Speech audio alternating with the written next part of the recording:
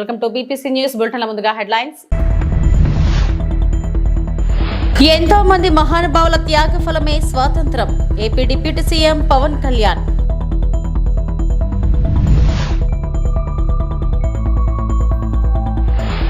దేశ powerful missile ప్రధాని నరేంద్ర మోడీ. మంత్రి నారా లోకేష్ కితాబు.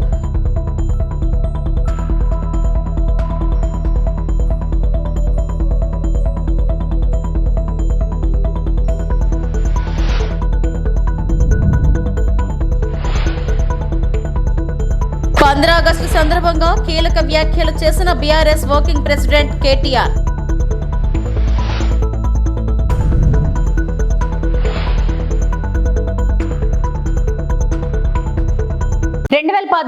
ఆంధ్రప్రదేశ్ విభజన తర్వాత నవ్య ఆంధ్రప్రదేశ్ కు మొదటి ముఖ్యమంత్రిగా ప్రజలు తనకు అవకాశం కల్పించారని ఏపీ సీఎం చంద్రబాబు తెలిపారు. అనుభవం, ప్రజల సహకారంతో కష్టపడి దేశంలో టాప్ 3 రాష్ట్రాల్లో ఒకటిగా ఏపీని నిలిపామన్నారు. విజయవాడలోని ఇందిరాగాంధీ మున్సిపల్ స్టేడియంలో జాతీయ జెండాను ఆవిష్కరించిన అనంతరం ఆయన మాట్లాడారు. 2019లో వచ్చిన ప్రభుత్వం 5 సంవత్సరాల పాటు రాష్ట్రాన్ని ధ్వంసం చేసింది. ఏపీ బ్రాండ్ ను నాశనం చేసింది. వ్యవస్థను నిర్వీర్యం చేసింది. దీంతో రాష్ట్రం 30 ఏళ్లు వెనక్కిపోయింది. 10 లక్షల కోట్ల అప్పులు, బకాయిలతో ఆర్థిక విధ్వంసం చేశారు. ఆ 5 ఏళ్లు ఎక్కడా అభివృద్ధి జరగలేదు. కనీసం రోడ్లపై గుంతలు పూడ్చలేదు. తవ్విన కొద్దీ గత ప్రభుత్వం చేసిన అప్పులు, తప్పులు, అక్రమాలు, అవకతవకలు వెలుగు చూస్తున్నాయి. పోలవరం నిలిచిపోయింది. అమరావతి ఆగిపోయింది. పెట్టుబడులు తరలిపోయాయని అన్నారు. నవ్యాంధ్రప్రదేశ్ కి మొదటి ముఖ్యమంత్రిగా ప్రజలు నాకు నాడు అవకాశం ఇచ్చారు. అనుభవం, ప్రజల సహకారంతో కష్టపడి దేశంలో టాప్ 3 రాష్ట్రాల్లో ఒకటిగా ఏపీని నిలిపాం. 2019లో వచ్చిన ప్రభుత్వం 5 సంవత్సరాల పాటు రాష్ట్రాన్ని విధ్వంసం చేసింది. ఏపీ బ్రాండ్ నాశనం చేసింది. వ్యవస్థలను నిర్వీర్యం చేసింది. రాష్ట్రం 30 ఏళ్లు వెనక్కిపోయింది. 10 లక్షల కోట్ల రూపాయల అప్పులు, బకాయిలతో ఆర్థిక విధ్వంసం చేశారు.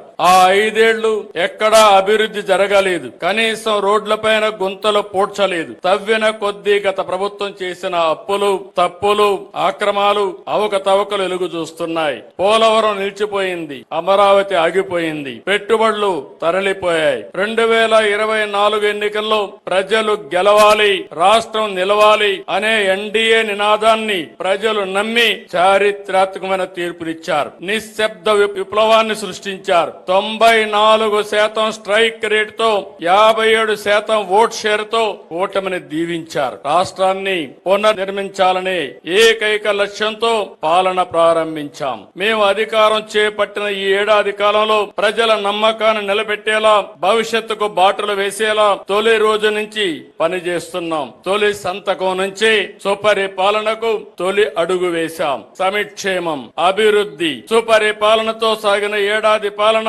ఎంతో సంతృప్తినిచ్చింది. ప్రజల మద్దతు మా సంకల్పం. దేవుడి దయతో విధ్వంసం నుంచి వికాసం వైపు ప్రయాణం చేస్తున్నాం. ఎంతో మంది మహానుభావుల త్యాగఫలమే స్వాతంత్రమని AP deputy CM Pawan Kalyan అన్నారు. కాకినాడలో నిర్వహించిన స్వాతంత్ర దినోత్సవంలో ఆయన పాల్గొని జాతీయ జెండాను ఆవిష్కరించారు. ఈ సందర్భంగా ఆయన మాట్లాడుతూ సూపర్ 6 అమలు చేసి మహిళలకు ప్రత్యేక ప్రాధాన్యత ఇస్తున్నామన్నారు. స్త్రీ శక్తి ద్వారా మహిళలకు ఉచిత బస్సు ప్రయాణ పథకం ప్రారంభిస్తున్నట్లు తెలిపారు. గత పాలకుల సమయాన్ని డార్క్ సమయంగా చెప్పవచ్చు. 2019 నుంచి 2024 వరకు బ్రిటిష్ పాలన మాదిరిగా మారింది. స్వాతంత్రం, సమరయోధుల స్ఫూర్తితో మేము పాలన కొనసాగిస్తున్నాం. రాష్ట్రం అభివృద్ధి చెందాలన్నా, పెట్టుబడులు రావాలన్నా శాంతి భద్రతలు బలంగా ఉండాలి. ప్రతిపక్ష నాయకులు ఓడిపోతే ఓటు చోరీ అంటున్నారు. గెలిచినప్పుడు ఒక న్యాయం, ఓడినప్పుడు మరో న్యాయమా? వైకాపా పాలనలో ఎవరైనా గొంతెత్తితే దాడులు జరిగేవి. అవినీతికి అలవాటు పడిన వాళ్ళు ఏమైనా చేస్తారు. కూటమి ప్రభుత్వం వచ్చాక ప్రజలు స్వేచ్ఛగా ఉన్నారని అన్నారు. 6ని అమలు చేస్తూ మహిళలకి ముఖ్య ప్రాధాన్యత ఇస్తున్నాం. రాష్ట్రంలో తల్లికి వందనం పథకం ద్వారా ఈ ఏడాది 67.27 లక్షల తల్లులకి, మాతృమూర్తులకి 8,745 కోట్లు వారి అకౌంట్స్లో జమ చేశాం. అలాగే దీపం పథకం కింద 2 విడతల్లో 1 కోటి ఉచిత గ్యాస్ సిలిండర్లు ఇచ్చి 5 ఏళ్లలో ఏడాదికి 3 సిలిండర్లు చొప్పున 13,423 కోట్లు ఖర్చు చేయబోతున్నాం. ఈ రోజు నుండి స్త్రీ శక్తి పథకం ద్వారా ఆర్టీసీ బస్సుల్లో మహిళలకి ఉచిత ప్రయాణాన్ని ప్రారంభిస్తున్నాం. పంచాయతీరాజ్ బాధ్యతలు స్వీకరించిన వెంటనే జాతీయ పండుగల నిధులను మైనర్ పంచాయతీలకి 100 నుంచి 10,000కి, మేజర్ పంచాయతీలకి 250 నుంచి 25,000కు పెంచి సర్పంచుల ఆత్మగౌరవాన్ని కాపాడాం. గ్రామ స్వరాజ్య సాధన లక్ష్యంలో భాగంగా ఒకే రోజు 13,326 గ్రామ పంచాయతీల్లో గ్రామ సభలు నిర్వహించి ప్రపంచ రికార్డు సాధించాం. పల్లె పండుగ ద్వారా 4,000 కిలోమీటర్ల సిసి రోడ్లు, 22,500 మినీ గోకులాలు, 1,00,000 నీటి కుంటలు, 15,000 నీటి తొట్లు పూర్తి చేశాం. పంచాయతీరాజ్ ఇంజనీరింగ్ డిపార్ట్మెంట్ ద్వారా 2,000 కిలోమీటర్ల బీటీ రోడ్లు, 14 కొత్త వంతెనలు నిర్మించాం. గ్రామీణ ఉపాధి హామీ పథకం ద్వారా 75.23 లక్షల ఉపాధి శ్రామికులకు గ్రామాల్లోనే ఉపాధి కల్పించి ప్రమాద పరిహారం 50,000 నుంచి 4 లక్షలకు పెంచాం. అడవి తల్లి బాట కింద కొండ ప్రాంతాల్లో 1,005 కోట్లతోటి 625 గిరిజన గ్రామాలను అనుసంధానిస్తూ 1,069 కిలోమీటర్ల రోడ్ల నిర్మాణానికి ప్రధానమంత్రి జనజాతి ఆదివాసీ న్యాయ మహా అభియాన్ కింద ఉపాధి హామీ పథకం కింద రాష్ట్ర నిధులతోటి శ్రీకారం చుట్టాం. మన దేశ పవర్ఫుల్ మిసైల్ ప్రధాని నరేంద్ర మోడీ అని మంత్రి నారా లోకేష్ తెలిపారు. గుంటూరులో నిర్వహించిన స్వాతంత్ర వేడుకల్లో మంత్రి లోకేష్ పాల్గొని జాతీయ పతాకాన్ని ఆవిష్కరించారు. ఈ సందర్భంగా ఆయన మాట్లాడుతూ వైకాపా 5 ఏళ్ల చీకటి పాలనలో రాష్ట్రం 30 ఏళ్లు వెనక్కి వెళ్లిందన్నారు. డబుల్ ఇంజన్ సర్కారుతో విజయవంతంగా ముందుకెళ్తున్నామని తెలిపారు.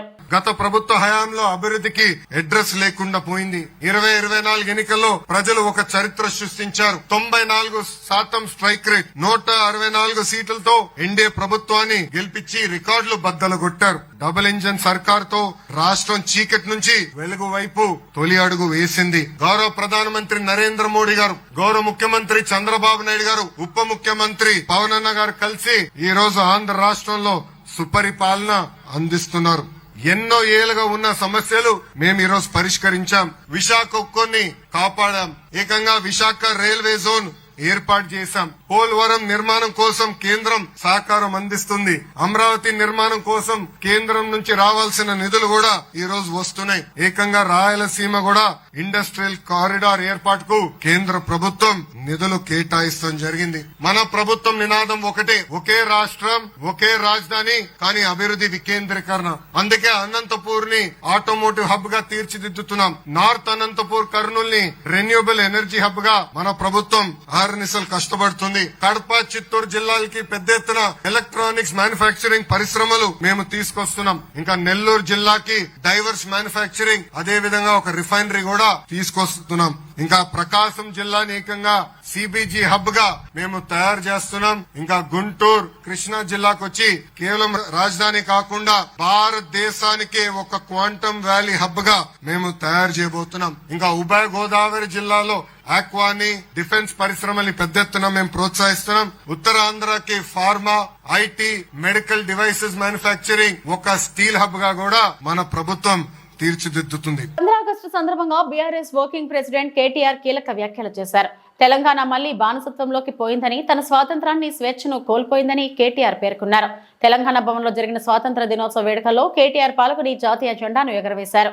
ఈ సందర్భంగా కేటీఆర్ మాట్లాడుతూ ఎన్నో కులాలు, ఎన్నో మతాలు, ఎన్నో భాషలు, ఎన్నో రాష్ట్రాలు కలిగి ఉన్న వైవిధ్య భారతానికి స్వాతంత్రం సిద్ధించి 79 ఏళ్లు అవుతున్న సందర్భంగా ప్రపంచవ్యాప్తంగా ఉన్న భారతీయులందరికీ పార్టీ అధ్యక్షులు కేసీఆర్ తరఫున, బీఆర్ఎస్ తరఫున హృదయపూర్వకంగా స్వాతంత్ర దినోత్సవ శుభాకాంక్షలు.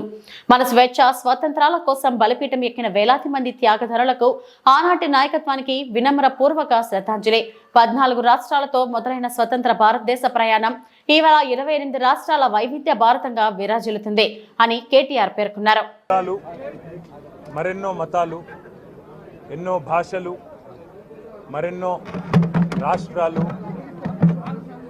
ఎన్నో రకాల వైవిధ్యాల అద్భుతమైన సమాహారమైన మన భారతదేశానికి స్వాతంత్రం లభించి ఇవాళ 78 సంవత్సరాల నిండి 79వ సంవత్సరంలో అడుగు పెడుతున్న శుభ సందర్భాన భారతీయులు ఎక్కడ ఉన్నా ప్రపంచంలో, మన తెలుగువారు భారతీయులు ప్రపంచవ్యాప్తంగా ఎక్కడ ఉన్నా వారందరికీ మా పార్టీ అధ్యక్షులు పెద్దలు కేసీఆర్ గారి తరఫున, అదేవిధంగా భారత రాష్ట్ర సమితి తరఫున అందరికీ కూడా హృదయపూర్వకంగా స్వాతంత్ర దినోత్సవ శుభాకాంక్షలు. ఈ స్వాతంత్రాన్ని అర్జించడానికి మనకు ఇవాళ స్వేచ్ఛా వాయువులు పీల్చుకునే ఒక మహదవకాశాన్ని కల్పించడానికి అసువులు బాసిన వేలాది మంది యోధులు పోరాటం చేసి ఆనాడు మాకు తెలంగాణ ఉద్యమానికి కూడా స్ఫూర్తిని అందించిన గొప్ప పోరాట తరానికి ఆనాటి నాయకత్వానికి వినయపూర్వకంగా వినమ్రంగా వారికి మా శ్రద్ధాంజలి, వారికి మా ధన్యవాదాలు.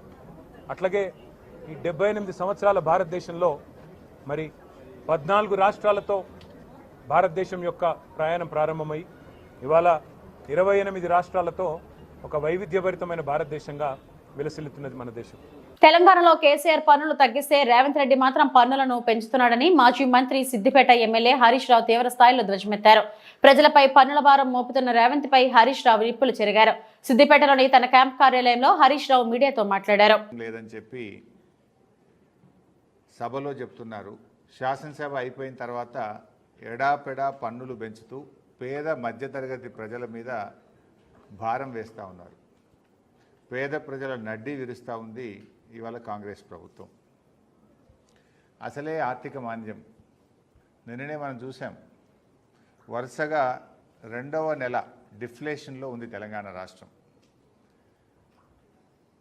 బహుశా రాష్ట్రం ఏర్పడ్డ తర్వాత ఎప్పుడు కూడా వరుసగా 2 నెలలు డిఫ్లేషన్లో తెలంగాణ రాష్ట్రం వెళ్ళలేదు. ఇది మొదటిసారి. అంటే పాలనలో కాంగ్రెస్ ప్రభుత్వం, రేవంత్ సర్కార్ విఫలమైంది. ప్రజల కొనుగోలు శక్తి తగ్గింది. ప్రజల చేతిలో డబ్బులు లేవు. ప్రజలు చాలా ఇబ్బందుల్లో ఉన్నారు. అసలే ఆర్థిక మాంద్యంతో సతమతమవుతున్నటువంటి ప్రజలకు రేవంత్ రెడ్డి సర్కారు రోజుకొక షాక్ ఇస్తూ ఉంది. రోజుకొక ట్యాక్సులు పెంచుతూ, పన్నులు పెంచుతూ ప్రజల మీద భారం మోపుతా ఉంది.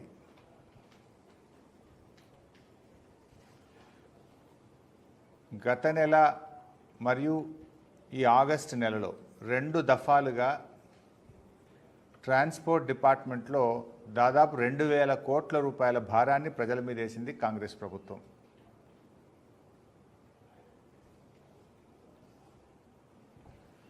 ముఖ్యంగా మీరు చూస్తే ట్రాన్స్పోర్ట్ డిపార్ట్మెంట్లో పోయిన జూలై నెలలో, ఇంతకుముందు మనం లైసెన్స్కు, లర్నింగ్ లైసెన్స్కు దరఖాస్తు పెట్టినా, పర్మనెంట్ లైసెన్స్కు దరఖాస్తు పెట్టినా, సెకండ్ హ్యాండ్ బండి కొనుక్కున్నా, లేదా ఈ సర్వీస్ క్యారేజ్ వాళ్ళు క్వార్టర్లీ ట్యాక్స్ కట్టినా 100 రూపాయల సర్వీస్ ఛార్జ్ ఉండేది. ఇప్పుడు ఆ 100 రూపాయల సర్వీస్ ఛార్జ్ని 200 రూపాయలు చేసిండ్రు. ఇప్పుడు లేట్ ఫైన్ కడతాం, దానికి కూడా 100 రూపాయల సర్వీస్ ఛార్జ్ ఉండేది. సర్వీస్ ఛార్జీని ఇప్పుడు 200 చేశారు. అంటే దొంగ దెబ్బ తీసిండ్రు. అంతేకాకుండా సర్వీస్ ట్యాక్స్, మనం ఒక మోటార్ సైకిలో, బండో, కారో ఏదైనా కొనుక్కుంటే ఇంతకుముందు సర్వీస్ ట్యాక్స్ 400 రూపాయలు ఉండేది. దాన్ని 1% చేసిండ్రు. ఇంతకుముందు 400 ఫిక్స్డ్ ఉండేది. ఇప్పుడు నువ్వు 1,10,000 పెట్టి మోటార్ సైకిల్ కొంటావు. 1% అంటే ఎంత కట్టాలి? 1,100 రూపాయలు కట్టాలి. ఎవరన్నా కష్టపడి 10 లక్షలతో కారు కొనుక్కున్నాడు అనుకో, 1% అంటే ఎంత కట్టాలి? 10,000 కట్టాలి. ఇంతకుముందు ఎంత ఉండే? 400 రూపాయలు ఉండే. అంటే ఈ సర్వీస్ ట్యాక్స్ ఇంతకుముందు 400 రూపాయలు ఉంటే దాన్ని 1%కు పెంచి ప్రజల మీద భారం వేశారు. ఎంతో మంది త్యాగమూర్తుల ఫలితంగానే భారతదేశానికి స్వాతంత్ర్యం వచ్చిందని ఎమ్మెల్యే డాక్టర్ బివి జయనాగేశ్వరరెడ్డి పేర్కొన్నారు. శుక్రవారం 79వ స్వాతంత్ర దినోత్సవ వేడుకల సందర్భంగా స్థానిక మున్సిపల్ కార్యాలయ ఆవరణలో పతాకావిష్కరణ చేశారు. ఈ సందర్భంగా ఎమ్మెల్యే డాక్టర్ బివి జయనాగేశ్వరరెడ్డి మాట్లాడుతూ, స్వాతంత్ర్యం వచ్చిన నాటి నుంచి నేటి వరకు ఎన్నో మైలురాళ్లను దాటుకుని భారత ప్రపంచంలోనే ప్రఖ్యాతిగాంచిన దేశాల్లో ఒకటిగా నిలిచిందన్నారు. స్వాతంత్ర్యం సమరయోధుల జీవిత గాథలను భారతీయులంతా ఆదర్శంగా తీసుకుని ముందుకు సాగాల్సిన ఆవశ్యకత ఎంతైనా ఉందన్నారు. అనంతరం విధి నిర్వహణలో ఉత్తమ ప్రతిభ కనపరిచిన ఉద్యోగులకు వారి సర్టిఫికెట్లను అందజేశారు. 79 సంవత్సరాల స్వాతంత్ర దినోత్సవ శుభాకాంక్షలు ఇక్కడ ఉన్న మీ అందరికీ. గడప దాటితే మనందరం భారతీయులు. పార్టీలు, మతాలు, కులాలు, ప్రాంతాలు ఇవన్నీ పక్కన పెడితే ముందుగా మన మనసుల్లో ఉండాల్సినటువంటి భావన ఏదైనా ఉందంటే అది భారతీయత. ఈరోజు ఈ 3 నెలల జెండా సంబరాలు చేసుకుంటున్నామంటే దీని వెనుక ఉన్నటువంటి త్యాగనిరతులు, మహానుభావులు, వారు ఏదైతే త్యాగాలు చేశారో, వారు ఏ రకంగా మనల్ని బానిస సంఖ్యలలో భారతీయులమైనటువంటి మనందరం ఉన్నటువంటి రోజున ఒక గొప్ప పోరాటంతో ప్రపంచ దేశాలే మన దేశాన్ని చూసే విధంగా అహింస, శాంతి అనే మార్గంతో స్వాతంత్రాన్ని సాధించినటువంటి జాతిపిత మహాత్మా గాంధీ గారు, అదేవిధంగా మనం లోపలికి వెళ్ళి ఘన నివాళులు అర్పించొచ్చాం రాజ్యాంగ నిర్మాణ నేత అయినటువంటి అంబేద్కర్ గారు, అదేవిధంగా ఎందరో మహానుభావులు, అన్సంగ్ హీరోస్ అంటారు. చాలా మంది తెలియనటువంటి గ్రామ స్థాయి నుంచి, కింద స్థాయి నుంచి వేల మంది, కోట్ల మంది, లక్షల మంది పోరాటంతో ఈరోజు స్వాతంత్రం, స్వేచ్ఛా వాయువుల్ని బ్రహ్మాండంగా పీల్చుకుంటూ 79 సంవత్సరాల తర్వాత మళ్ళీ మన దేశ పురోగతికి అత్యంత ముఖ్యమైనటువంటి స్వేచ్ఛ. ఈరోజు దేశ పురోగతి జరగాలంటే స్వేచ్ఛగా ఉండాలి. ఎమిగ్నూరు పట్టణంలో ఓ కేర్ టేకర్ భారీ దొంగతనానికి పాల్పడ్డాడు. అనంతపురం పట్టణానికి చెందిన నిమ్మకంటి చరణ్ సాయి అనే వ్యక్తి తన యజమాని ఎస్ కుమారస్వామి ఇంట్లో నుంచి 6,90,000 రూపాయలు విలువైన బంగారు ఆభరణాలను దొంగలించి పారిపోయాడు. ఈ సంఘటనపై ఎమిగ్నూరు పోలీసులు కేసు నమోదు చేసి ప్రత్యేక బృందాలతో దర్యాప్తు చేపట్టారు. పోలీసులు సాంకేతిక ఆధారాలతో నిందితుడిని గుర్తించి అరెస్టు చేశారు. నిందితుడు తాకట్టు పెట్టిన బంగారాన్ని మనప్పురం గోల్డ్ లోన్స్ నుంచి తిరిగి స్వాధీనం చేసుకున్నారు. ఈ కేసును ఛేదించిన పోలీసులను జిల్లా ఎస్పీ అభినందించారు. ప్రజలు ఇటువంటి మోసాలకు గురికాకుండా ఉండటానికి పనివారిని నియమించుకునే ముందు వారి వివరాలు పూర్తిగా పరిశీలించాలని, విలువైన ఆభరణాలు ఇంట్లో కాకుండా బ్యాంకు లాకర్లలో ఉంచుకోవాలని పోలీసులు సూచించారు. దొంగతనం జరిగిందని చెప్పేసి మన పోలీస్ స్టేషన్లో కంప్లైంట్ చేయడం జరిగింది. దీంట్లో ముఖ్యం ఏంటంటే వాళ్ళ తల్లిదండ్రులు బాగా వయసు పైబడిన వాళ్ళు, వాళ్ళకి కేర్ టేకర్గా ఉండడం కోసం అని చెప్పేసి హైదరాబాద్ ఒక సంస్థ నుంచి ఒక పర్సన్ని, చరణ్ సాయి అనే సంస్థ నుంచి ఒక పర్సన్ని తీసుకుని వాళ్ళ ఇంట్లో కేర్ టేకర్గా పెట్టుకోవడం జరిగింది. నెలవారీ జీతం ఇస్తూ అతను 15 డేస్ పనిచేసిన తర్వాత ఇంట్లో ఉన్నటువంటి అల్మారాలో ఉన్నటువంటి మన బంగారు ఆభరణాలని వాళ్ళ ఇంట్లో పడుకున్న వాళ్ళ సమయంలో దాన్ని బ్రేక్ చేసి ఆ గోల్డ్ ఆర్నమెంట్స్ అన్నీ కూడా తీసుకొని వెళ్ళిపోవడం జరిగింది. అయితే వాళ్ళు ఆ విషయాన్ని కొంచెం లేట్గా గమనించి చెక్ చేసుకుని మనకు ఆల్మోస్ట్ ఒక 10 డేస్ తర్వాత ఆ స్టేషన్లో కంప్లైంట్ చేయడం జరిగింది. ఆ ఇన్వెస్టిగేషన్లో భాగంగా మా యొక్క కర్నూలు జిల్లా ఎస్పీ గారు ఉత్తర్వుల మేరకు, అదేవిధంగా మా డిఎస్పీ గారి ఆధ్వర్యంలో మేము ప్రత్యేక బృందాలుగా ఏర్పడి, అదేవిధంగా టెక్నికల్ ఎవిడెన్స్తో సహాయం తీసుకుని దాని ద్వారా ఆ పర్సన్ని ఐడెంటిఫై చేసి ఆ పర్సన్ని మన కర్నూలు ఒక మల్లార్ చౌరస్తాలో అరెస్ట్ చేయడం జరిగింది. నర్సీపట్నం ముఖద్వారంలో శుక్రవారం 79వ స్వాతంత్ర దినోత్సవం పురస్కరించుకుని క్షత్రియ పరిషత్ ఆధ్వర్యంలో 54 అడుగుల జాతీయ జెండా ఆవిష్కరణ కార్యక్రమంలో ఏర్పాటు చేశారు. ఈ కార్యక్రమంకు టీడీపీ రాష్ట్ర ప్రధాన కార్యదర్శి చింతకాయల విజయ్ హాజరై 54 అడుగుల జాతీయ జెండాను ఆవిష్కరించారు. ఈ సందర్భంగా చింతకాయల విజయ్ మాట్లాడుతూ, అల్లూరి నడయాడిన గడ్డపై 54 అడుగుల జాతీయ జెండాను ఆవిష్కరించడం నేను చేసుకున్న అదృష్టమన్నారు. కేవలం 1.5 సంవత్సరం కాలంలో బ్రిటిష్ వారిని గడగడలాడించి దేశం కోసం పోరాడిన మహనీయుడు అల్లూరి సీతారామరాజు అని కొనియాడారు.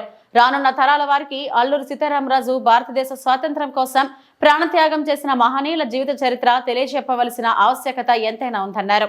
ఈ కార్యక్రమంలో చింతకాయల రాజేష్, స్పీకర్ అయ్యన్న సతీమణి పద్మావతి, మాజీ ఎమ్మెల్సీ డివి సూర్యనారాయణ, రాజు, కౌన్సిలర్ గుడివాడ రాజుల నాయుడు తదితరులు హాజరయ్యారు. అలాగే శ్రీమతి చింతకాయల పద్మావతి గారు, శ్రీ చింతకాయల రాజేష్ గారు, వారిని కూడా ఘనంగా ఆహ్వానిస్తున్నాం. శ్రీ పాగల్పట్ రఘువరం గారు, ఉత్తరాంధ్ర మాజీ ఎమ్మెల్సీ, వారిని కూడా ఆహ్వానిస్తున్నాం. ముందుగా శ్రీ చింతకాయల విజయ్ గారు, నర్సీపట్నం మున్సిపల్ కౌన్సిలర్ 20వ వార్డు మెంబర్, వారిని కూడా సత్కరించవలసిందిగా కోరుతున్నాం. శ్రీ చింతకాయల రాజేష్ గారు, నర్సీపట్నం మున్సిపల్ కౌన్సిలర్ 25వ వార్డు మెంబర్, వారిని కూడా, అదేవిధంగా శ్రీ పాకలపాటి రఘువర్తనండి.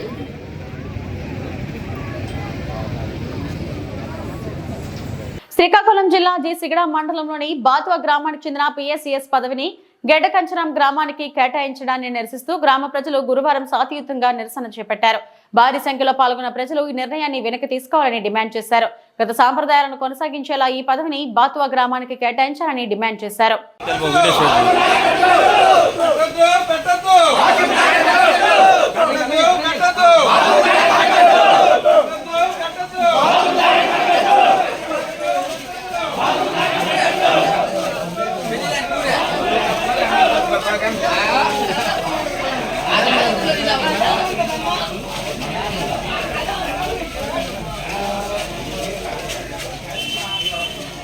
ప్రభుత్వ నిర్ణయం ప్రభుత్వ నిర్ణయం ప్రభుత్వ నిర్ణయం ప్రభుత్వ నిర్ణయం పెట్టద్దు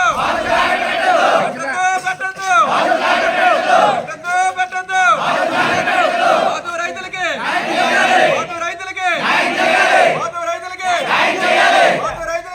ఇవి ఇప్పటివరకు నా బులెటిన్ అప్డేట్స్. నమస్తే.